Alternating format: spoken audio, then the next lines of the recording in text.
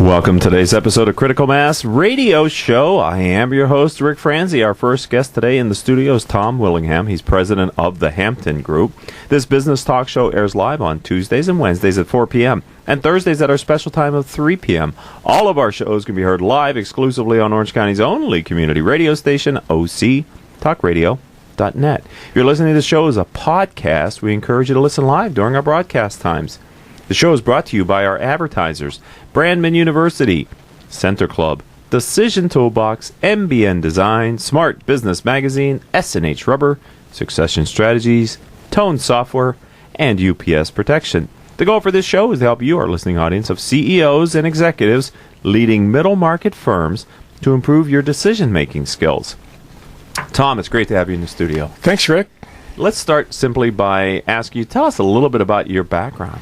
Sure. Well, I was part of the flood of engineers that McDonnell Douglas brought out to California in the late 80s. I have an industrial engineering background, and industrial engineers are focused on the key resources of a business, the manpower, materials, machinery, and also the money. Mm-hmm. So because of that combination, I had some really unique opportunities. In addition to starting off as an industrial engineer, I had an opportunity to work for a company as a controller, both controller and industrial engineer. Went back to night school at USC, got my Yay Trojans, got my MBA in finance and consulting, and then ended up working with Deloitte & Touche in their management consulting practice before coming back into industry and pursuing some roles as a plant manager, VP operations, general manager. And while I was at one of those companies, discovered we had a very dysfunctional management team, like happens in many companies, and ended up bringing a group of consultants in to help us bring the team together. And the process that they taught us was really transformational. The process taught us how to clarify, align, and actually achieve our goals. And I was so excited by the results that I saw from the process that a few years later, when they took their process to the internet and created a software as a service tool, they asked if I wanted to join their new network as one of their consultants, and said yes, and ended up launching my firm at that point. Okay, and that's how the Hampton Group got started? Yes. Okay, so let's talk about the Hampton Group. Can you share with our audience what services you provide in your firm, and also what makes you different in the marketplace? Why do clients choose to work with you and your firm versus others who may offer something that they say is similar? Sure. Everything I do is about execution and establishing processes that help close the gap between where companies are targeting to perform and where they're actually performing. Okay. And that gap is, huge opportunity costs for organizations. And so I end up focusing on three areas. The first is kind of building on the industrial engineering, lean manufacturing background and driving operational excellence. So applying those continuous improvement tools to improve the flow and delivery of value to the customers. The second is taking that process that I learned of mastering strategic execution and applying continuous improvement in that process to companies and helping them to actually execute that strategic plan. And the third is in building the team, helping the team and the company to hire the right people, get them in the right job, and then creating an aligned leadership team.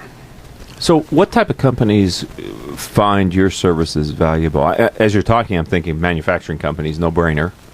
We're really industry agnostic. Okay. We focus more on the CEO and those leaders that have the courage and commitment to make change, that recognize they want to get to that next level. I've worked with hospitals, banks, service providers, manufacturers, and distributors. Obviously that's the core of my experience, but the types of tools and processes that we use apply across all industries. So are you saying then that service-oriented firms can benefit from lean training and lean tools? Certainly, in delivering the value to their customers, taking the waste out of their processes, getting more efficient. Talking about helping companies with execution, that is the messy part of the business, isn't it? The strategic plan, it can be difficult to uncover and discover and agree on. And that's always a process, which sounds like you're very experienced in helping companies get to that realization of what their strategic vision is. But it's it's equally, if not more challenging to then implement against that strategic plan. Oh, exactly. Companies in the next couple of months will start going through the process of creating their 2015 plan. And that typical process is going to be, get some of the key management together. Let's go off site. Let's start talking about how we did this year and what are our plans for next year. But unfortunately, the typical rollout that companies use is a town hall type rollout. They'll have some high level, lofty initiatives that they'll put on posters for the rest of the employees, but it won't be in language that really connects with the employees. So they end up with this gap. And this performance gap is actually larger than most CEOs and executives realize. And because it's so large, it really represents the largest opportunity cost for companies to go after. I'm speaking with Tom Willingham. He's president of the Hampton Group. Why do you think that is the case? Why do you think there's such a large gap between the executive level and the people that are going to implement the plan? Well, there's so much activity that goes on in companies that, executives see, wow, I look around, my people are busy, we've got to be performing, we've got to be executing. However, there's not the right focus. And because employees are maybe working on what's fun and exciting to do instead of what really needs to get done, you end up with that gap. We've found that there's two types of activities that go on in a business. One is the day-to-day firefight, that whirlwind of activity just to keep the lights on. And in manufacturing companies, that's prevalent. What are our daily shipments? How are we doing on the month end? And then the second type of activity is, what are the CEO's goals of quarter over quarter? How can we grow? How can we build? How can we improve the business? But unfortunately, when push comes to shove, when people get busy, you're laughing too, what takes over? The day-to-day firefight just sucks people in, and they don't focus on that right activity. And so in order to improve, companies need a process that helps to integrate the two. How can I integrate the day-to-day job responsibilities along with those longer-term strategic goals? And that's what your system will do for them? And that's what we do. We focus on closing that gap, establishing a process, and teaching the team, the entire organization, this process to integrate those two elements. It's interesting because in the previous life, when I was in the corporate world, at the time, this buzzword was accountability. We need more accountability from the... And to me, it always seemed an imbalance because one would assume that you have good people who are trying to get done what they're supposed to get done at work most of the times. It isn't so much they're not accountable for the results. Sometimes, to me, it felt there wasn't clarity. Exactly. That alignment, clarity, that establishes the engagement for the employees. And it's not that employees don't want to do a good job. People are goal-seeking machines, and they want to do a great job, but they just don't have that clarity around what the expectations are. And that leads to waste. Exactly. Right? Wasted effort, wasted whatever. It doesn't have to be a material process handling place that waste. It can be a thought process that has waste. Exactly. And that's what's been so fun with my background, taking the industrial engineering and that process focus and applying it to the executive suite, to the leadership team, and saying, here's another process. Right. Wow, how can we improve this? Right. Do your clients allow you to tell them they have waste in the C-suite? That's always a difficult area to approach, and it takes a lot of tact. But finding the right way to share the opportunities for improvement is the key, and working with the CEO to discover opportunities for improvement. Because with the process that we use, the executives we work with see that it makes them a better leader, it makes them a better communicator, it makes them a better team builder. So by having the patience and learning that there's no quick fix, that I can't just flip a switch and suddenly, the team will be performing, on all six cylinders. It's going to take a little bit of time and patience, and they just have to have that courage to stick with it. And there's no permanent fix, right? It's always improvement. Continuous improvement is the key. That's always the key. Challenging yourself and saying, how can I get better? Yeah, it's a journey. It's not a destination, right? Because what I experienced when we try to improve the processes in our business is if you're not vigilant, they'll go back to they'll start to regress, maybe in a different direction, but they won't be as optimized as what you thought you had put in place. Yes, and that's one of the key roles that we play with our consulting is, as we establish the process, we also are there as the guide. It's like the mechanic with the tool. You could give me a $5,000 set of Craftsman tools, but it doesn't mean that I'm going to do a great job of repairing your car. But if you have the mechanic there, the guide to take you through that process and to provide that general accountability, to establish that accountability factor to make sure that there's not the backsliding. That's one of the key services that we provide too. Perfect. We're talking with Tom Willingham. He's president and founder of the Hampton Group. We're talking about his firm. We're talking about a lot of things that I think middle market companies could benefit from. Matter of fact, we're going to talk about how they can be kind of more professionally managed organizations through these adoption of these type of best practices. We'll be back right after these words from our sponsors.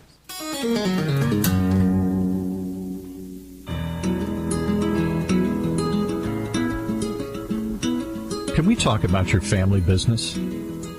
That thing you put your whole life's blood, sweat, and tears into?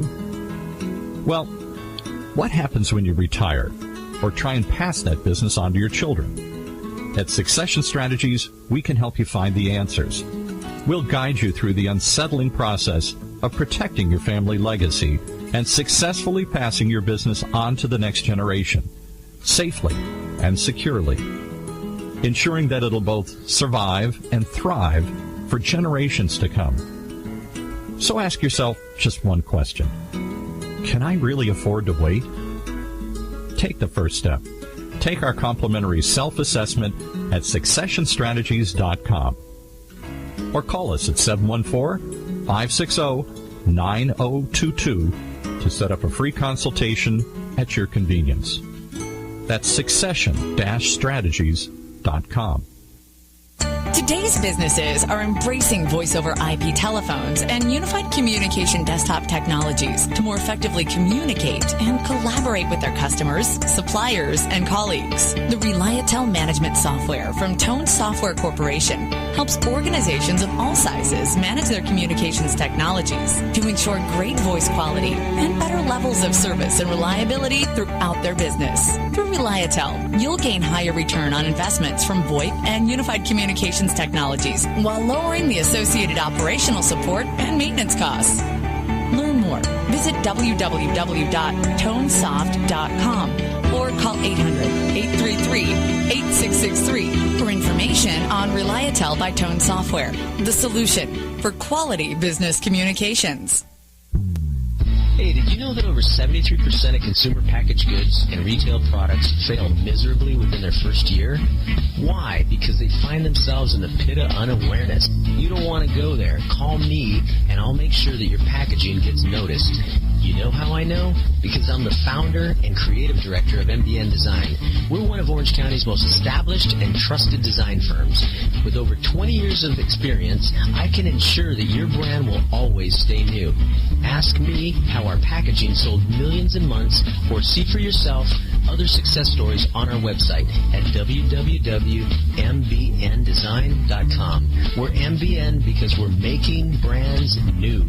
Call 714-458-8701 and talk to me, Hector Garcia. That's my cell, 714-458-8701. I'll be waiting for your call.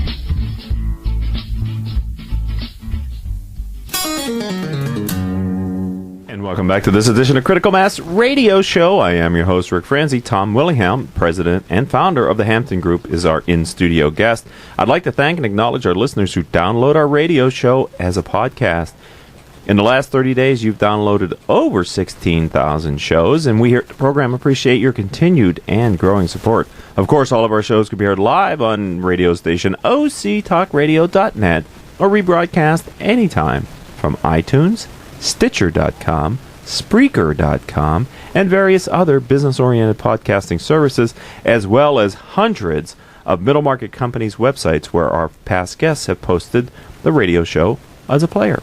All right, Tom, before the break, I said I was going to ask you to tell us how you help middle market companies that need help transforming their organization into a more professionally managed organization. What do you mean by more professionally managed organization? Let's start there. Sure. For companies to really grow, there's some key levels that some thresholds that they'll hit. Companies will grow to 10 million and then they have that challenge getting to the 15 or 20 million level, or they'll hit 25 and struggle breaking through 30. because there's certain core processes that they need to have in place. And often those basic planning and execution processes get overlooked. And what we do is help to establish those core processes. We're not in there becoming Big Brother and creating all these bureaucratic systems that are going to slow down an organization.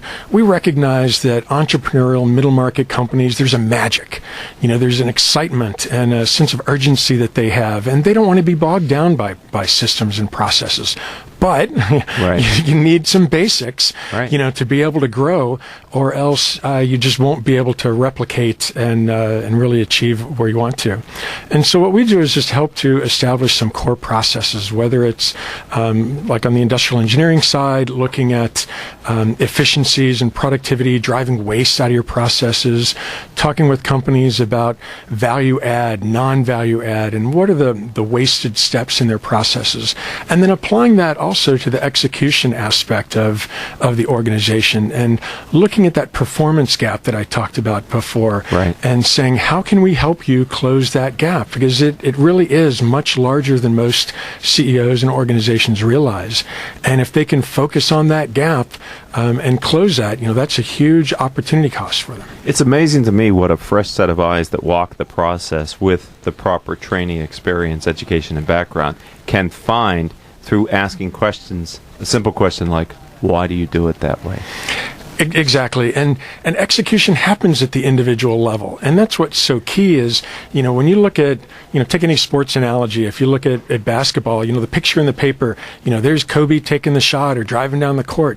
Yes, you needed the whole team, but ultimately it was that individual. Did they hit the shot? Did they make the play? Right. And if the people on the team, the frontline employees don't have a clear process, if they don't have a clear idea of what's expected of them, how can you really expect them to perform to the right level? I think a well thought out process actually helps empower the employee, not disempower the employee. Plus, it helps them make better quality decisions because you're giving them kind of context within which to make the decision versus sort of we invent it as we go. We do it different every time. Depending on my mood and the time of day and how you feel, I may or may not get the same response from you, and I'm dependent on a response from you. Exactly. And linking the individual employee into the bigger picture of the strategy and the initiatives of the organization. If you look at, for example, a dishwasher at a restaurant, their job isn't just to clean the dishes. They're there to ensure a repeat customer experience. So if they're out bussing the tables, they should be out there engaging the folks in the restaurant, talking with them, making sure that everything's fine. I'm not just back there punching the clock and going through the grind.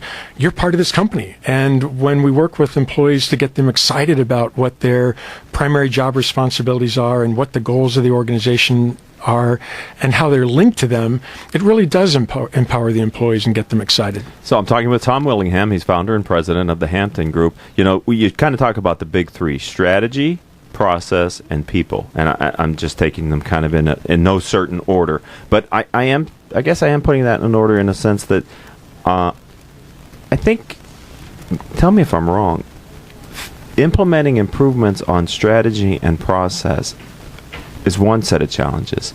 Instituting improvements in a company that you're consulting with where you have to focus on the people and improvement of the people, that one seems to me to be a little more challenging. Yes, change is hard for people. If you think about, we're here in Southern California, and hey, it'd be great to have that nice beach body, but man, those Krispy Kreme donuts look really good. God, and fantastic. you get that struggle between the rational mind and the emotional mind. I know that, I want to look good and fit, but man, that donut looks really good.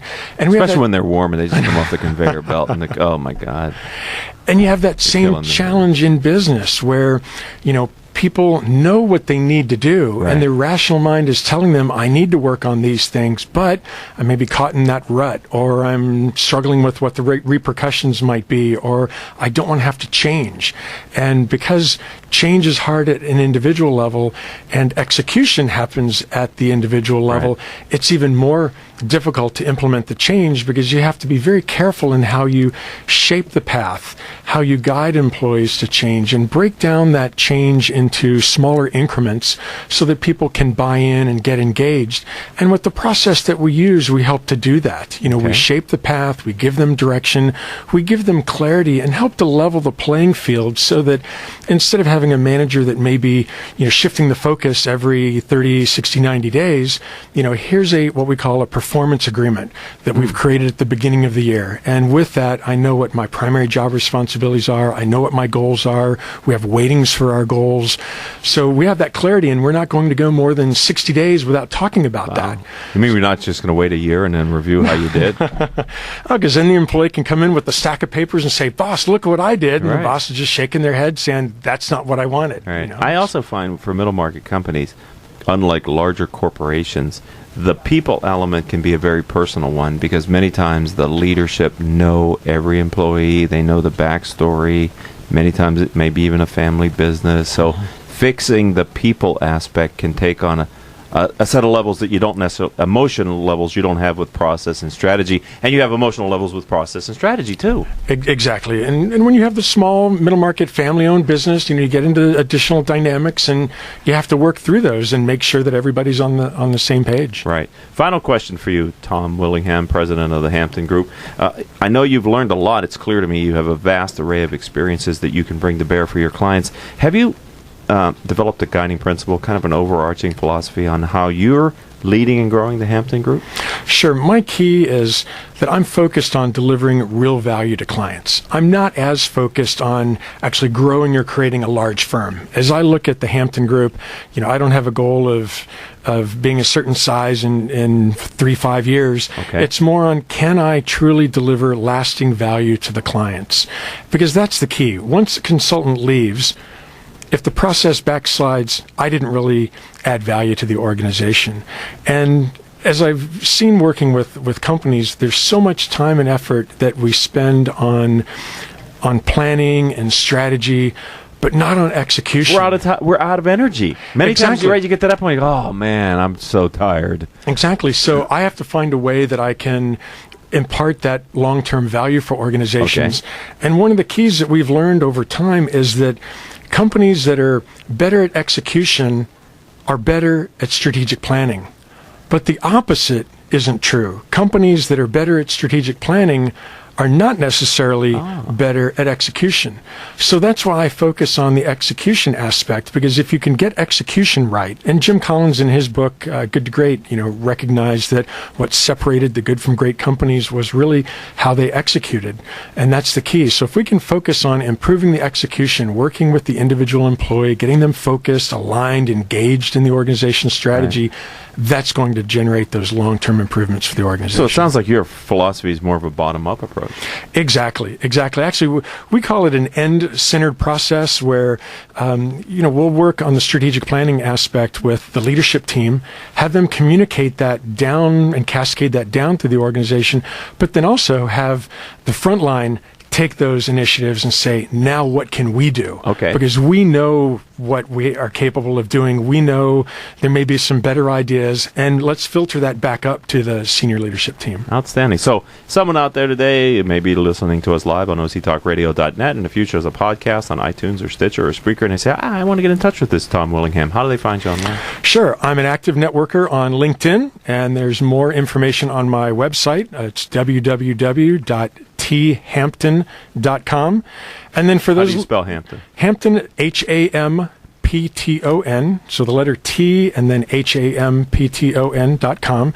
And then for those listeners that have closing their performance gap as a priority and really want to learn more, they can call me at 562-673-9950 or email me at tomw@thampton.com, and that's tomw@thampton.com. Thank you, Tom. I've enjoyed this time. Thanks for being a friend of the program, and welcome to the Critical Mass community. Thank you very much, Rick, for the opportunity. It's my pleasure. All right, ladies and gentlemen, we're going to take our second commercial break here on Critical Mass Radio Show.